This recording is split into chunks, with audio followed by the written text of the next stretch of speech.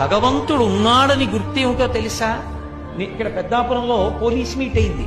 నా దగ్గరికి ఒక పోలీస్ అధికారి వచ్చారు. వచ్చి నాకు ఆయన భగవంతుడు ఉన్నాడు అనడానికి, గురువు గారు నేను చదువుకున్న చదువు, నేను చేస్తున్న ఉద్యోగమే సాక్ష్యం. నేను తెల్లబోయి అది ఎలా అన్నాను అంటే ఆయన అన్నాడు, నేను వేలిముద్రల నిపుణుణ్ణి గురువుగారు. అమ్మ కడుపులో ఉండగా 4వ నెలలో వేలిముద్రలు ప్రారంభమవుతాయి.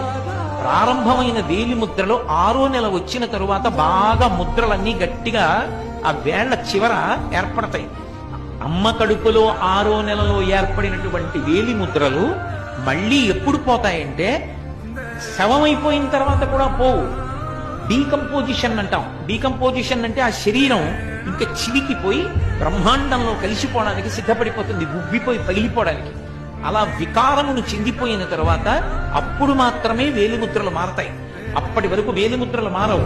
ఒక్క వేలిముద్ర ఇలా